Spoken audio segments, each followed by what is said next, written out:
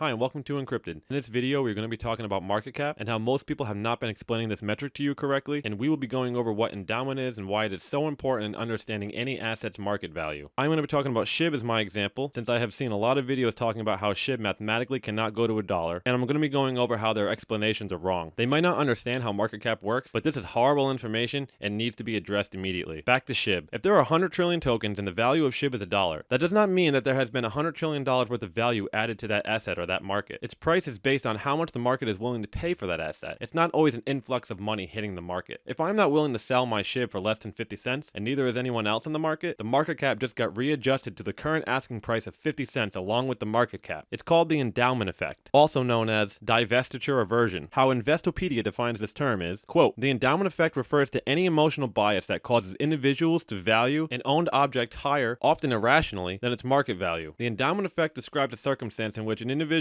places a higher value of an object they already own than the value they would place on that same object if they did not own it. Endowment effect can clearly be seen with items that have emotional or symbolic significance to the individual. Research has identified ownership and loss of aversion as two main psychological reasons causing the endowment effect. Understanding the endowment effect. In behavioral finance, the endowment effect, or divestiture aversion, as it is sometimes called, describes a circumstance in which an individual places a higher value on an object that they already own and that the value they would place on that same object if they did not own it. Let's take a look at an example. An individual obtains a case of wine that was relatively modest in terms of price. If an offer were made at a later date, which is marginally higher than the price that the individual paid for it, the endowment effect might compel the owner to refuse the offer, despite the monetary gains that would be realized by accepting this offer. So rather than take payment for the wine, the owner may choose to wait for an offer that meets their expectations or drink it themselves. The actual ownership has resulted in the individual overvaluating the wine. Similar reactions driven by the endowment effect can influence the owners of collectible items or even companies who perceive their possessions to be more important than the market evaluation. According to these theories, a rational individual should value the case of wine exactly at the current market price, since they could purchase an identical case of wine at that price if they were to sell or otherwise give up the case that they already own. End quote. In the case of SHIB, as the token adds more function, and let's just call these functions value, it increases endowment. People reevaluate the asset they own and start believing it's worth more than what they paid for it, or what the market is willing to pay in that current moment. This is why I believe you have been lied to about market cap. If Bitcoin's market cap is at $200 billion,